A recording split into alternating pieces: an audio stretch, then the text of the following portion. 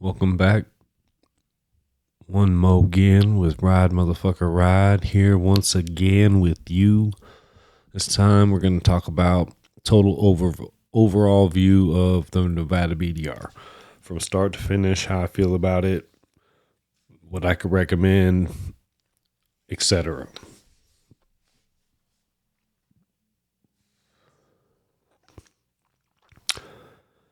Overall, if you're from the West Coast, most likely, it's a cool one to do to say you did it, but if you're from anywhere down here, most likely you're going to want to do Colorado, Idaho, Wyoming, Washington, Oregon, before you do the Nevada one if you're going to come from somewhere else. Now, if you're here, you can do this one because it's close. That one's cool because there are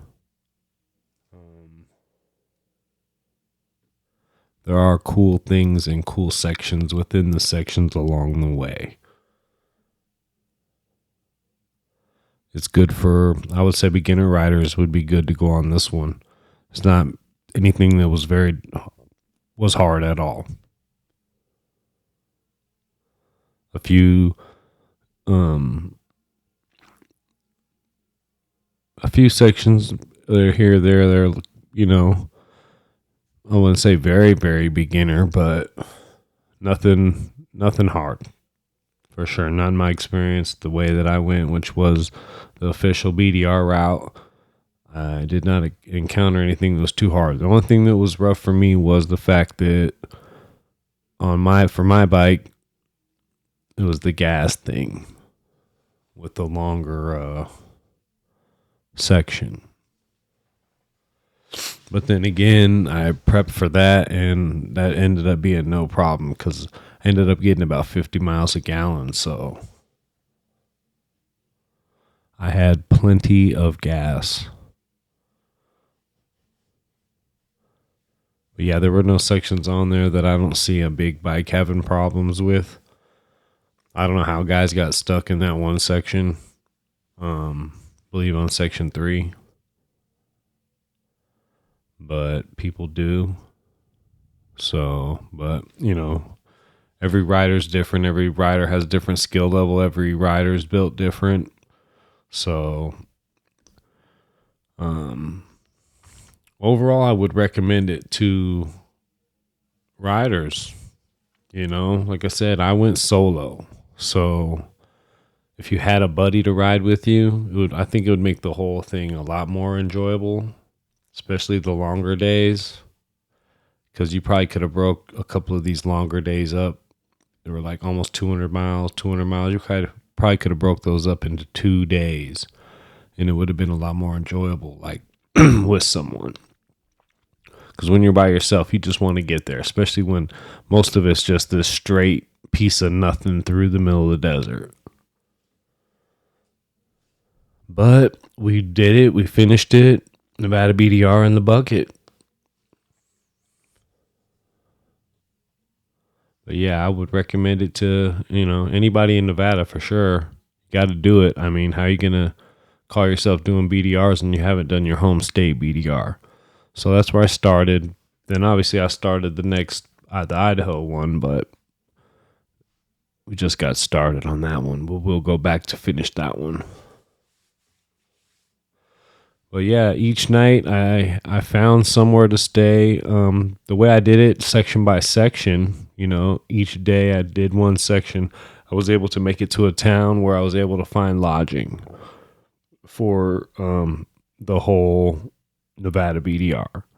Now it was probably about $100 a night average. I'm sure you can find cheaper. I'm sure you can find more expensive, but on average it was about $100 a night. So depending on how many nights you take, well, actually, you break any of those other sections up, you're gonna have to camp out because there was no hotels or nothing in between those sections or the longer ones, 4 or 5.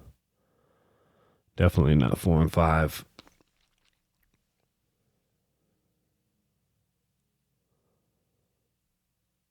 So yeah, I would recommend.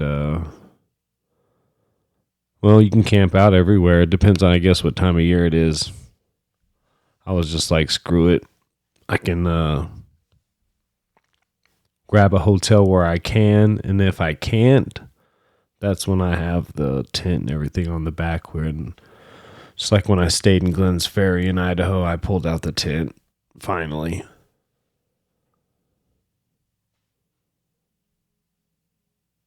But yeah, I think basically because most of the route is nice and flat, that's probably why I got such good gas mileage. Because I got 50 over for the whole Nevada section, over 50 miles a gallon, and that was on a 450.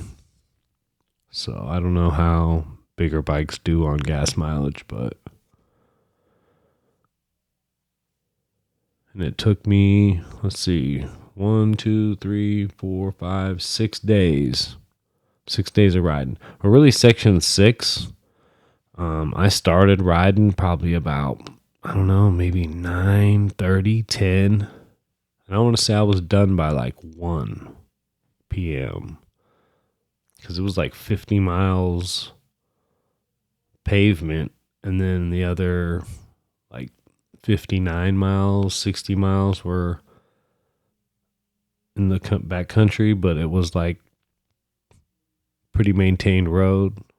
So it literally took me like less than 3 hours to get to Jarbidge from Elko. The whole thing was dope though. Nevada BDR was dope. You definitely got to go in September because any earlier it's too hot, and any later it's gonna get too cold up near Jarbidge. It might be snowing up there and you might not be able to finish the Nevada BDR. So I would recommend September if you're gonna do the Nevada BDR. So those are my thoughts on the Nevada BDR. You can pack light because, like I said, hotels are at the end of every section or beginning. So you can get away with going light. But I took everything just in case. Because it's in case I broke down and I'm out there on that road, say right over here on section 5, you're right here, you broke down. There's no cell signal. That's one thing. A lot of these places, most of it, there's no cell signal. And I can say the one thing another thing I can recommend is that you take like a spot or something with you. I ordered one, but they're on super back order, so it hadn't come yet when it was time for me to go. And I wasn't going to wait around for it to show up, so I I went without it. So I did the Nevada BDR pretty much without a spot by myself, which isn't the smartest thing to do, but shit, when it's time to go, it's time to go. We ain't got no time to be sitting around waiting for nobody. Life's passing every second. Like right now, life's ticking. So we got to get out there and get on the move, get those miles clocked, get those mountains covered, get those scenes seen, get these trails adventured, get these BDRs checked off the list, get these adventures rode, get these, meet some people on the way. Met a lot of cool people on the way on the Nevada BDR. Was at every town there was somebody cool. There was a couple cool people, especially in like the smaller towns. That's where you really find some cool people. In the bigger towns like Austin, or not Austin, Elko, Tonopah. I did talk to a few cool people in Tonopah, some fellow bikers. Talked to some fellow bikers in the middle of section 5. Talked to some cool people in section 6 at Jarbidge, and along the way in Jarbidge, talked to some hunters. Didn't really see too many people in section 3 or section 2 or section 1.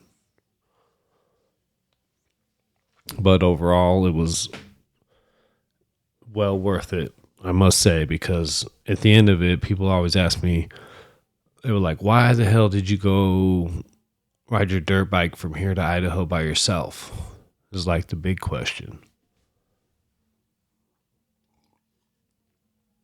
And my answer is because we're born by ourselves and we're going to die by ourselves, you know? And I want to do shit. People don't always want to do shit when you want to do shit. And, you know, plans fall out and fall apart for other people. But, you know, we can't keep rearranging our lives for other motherfuckers. That's what we damn sure can't do. So, you know, the original plan was to go, you know, with people, but people fell off. And guess what? The date came and I had made my plans. I'm going. We're going to make it happen. I'm going to get this adventure lived because I'm trying to live. I don't know how many more years we got left in this bitch. You know, shit, just turned 43. Know how much time we got left. So that's why I ride solo. You know, I ride solo because, shit, I ain't got time to sit around and wait for everybody else. I'm losing moments. Every moment we losing moments on this earth. So I'm trying to take advantage of all of them. You know, that's why I'm trying to plan stuff. And I try to include people. I really do. But, you know, I just don't. I guess I just don't know the right people. You know, I guess I haven't met them yet.